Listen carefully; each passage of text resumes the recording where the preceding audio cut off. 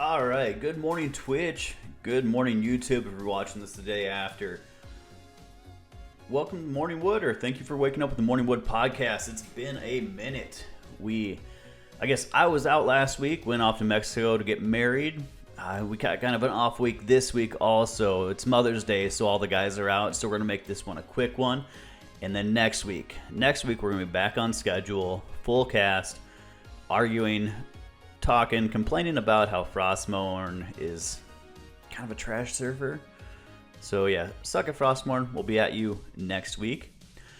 So this week we're going to be talking about the week of May 11th coming up in the World of Warcraft. This is episode 15 of the Morning Wood podcast.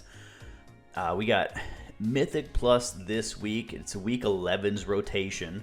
It's going to be another push week. So we got Fortified.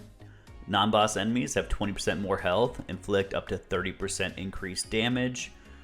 We got Sanguine. That's the little puddles of blood on the ground. So when slain, non-boss enemies leave behind a lingering pool of ichor that heals their allies and damages players. And then we also got Grievous, the healing mechanic. It's not as bad now here as it was back in prior sessions. So a little bit softer on the healers in Shadowlands because it's going to be injured players suffer increased damage over time until healed. So I believe it's at 90% that comes off. And it also, every heal they take knocks off a stack. So not as bad. We'll see how the pushes go this week. I might try and push a little bit closer to KSM.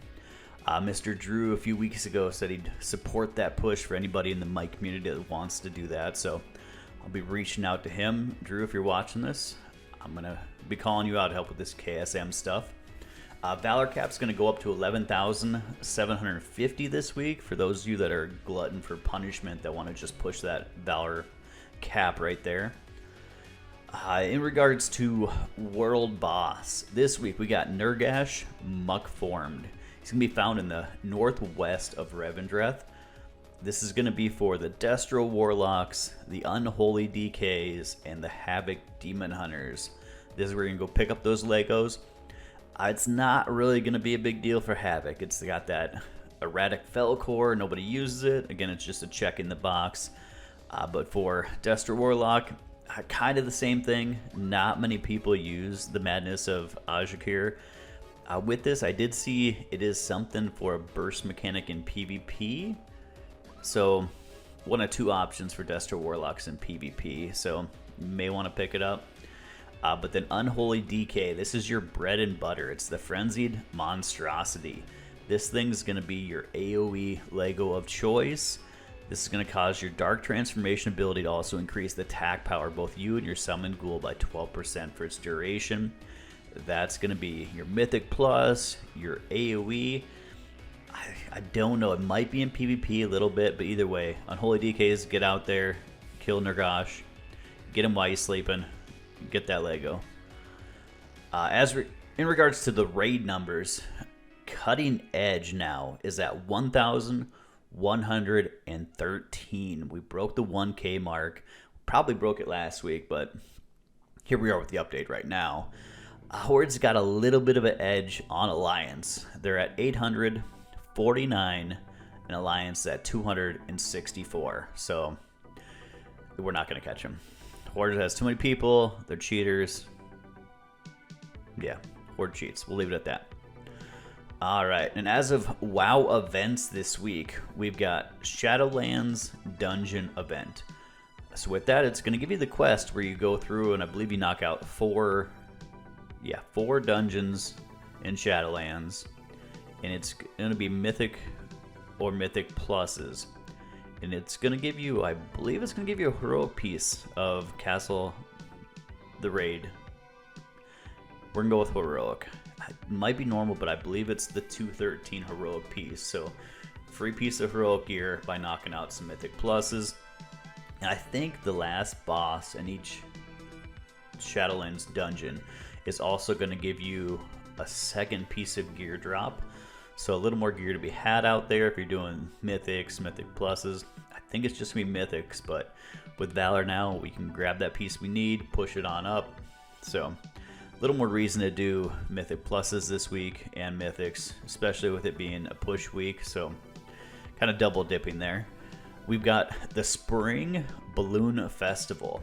So this is one of those micro events. It doesn't really have much going on to it. From what I could see in videos and on Wowhead, it's going to be you go up to this balloon and you got to have 2 other people with you. It flies you around that zone you're in, and the guy basically just tells you some random shit throughout the way. The micro holiday is something different to do. It's going to be up from Monday through Wednesday, so the 10th through the 12th. So if you want to check that out, report back. Let me know if you did it. Let me know if you found it worthwhile. I've started to do these micro events a little bit here and there just to see something different, and since we're reporting on it now, just to have a little more knowledge behind it for next time when we come around.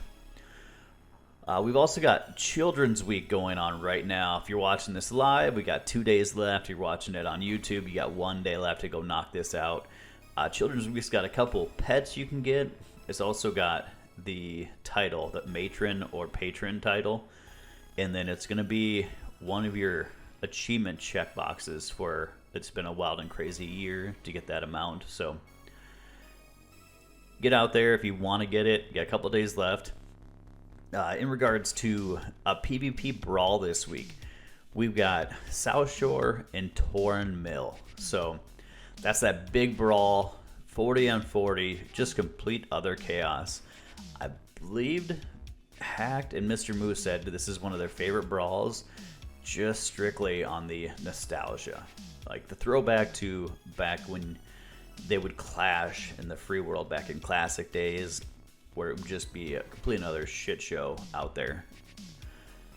I believe this was supposed to come a few weeks back, or a month or 2 back, but there was something with Blizzard, them being the small indie company that couldn't roll it out right, so we had to push it back. But hopefully this one will be up and running.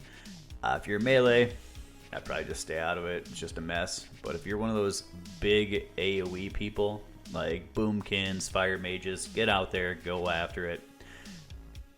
Do a bunch of damage. Just kind of enjoy it. Give you a little piece of gear for doing the quest.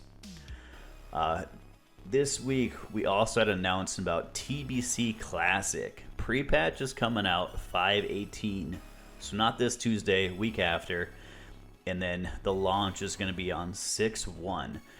The guys and I are going to deep dive into this a little bit more next week on what our plans are for potentially what server.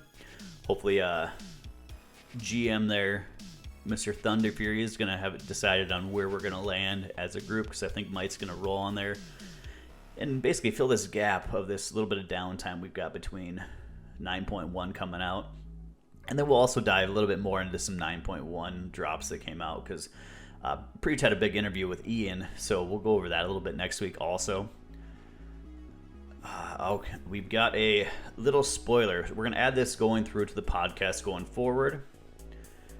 This up here, this is going to be your little hint. We're going to start throwing this in. So if you know what these are, we got myself, we got Hacked, we got Mr. Moose, and we got some tickets. So we'll be discussing that coming up here in the weeks to come also. All right, and like I said, short week this week. Just gonna quick hit those topics. Appreciate those of you that stopped out. If you're watching this on YouTube, hit the like button, hit the subscribe. Let us know what you want us to cover. Let us know what topics you want to hear about. We will talk to you guys next week. Y'all have a good one.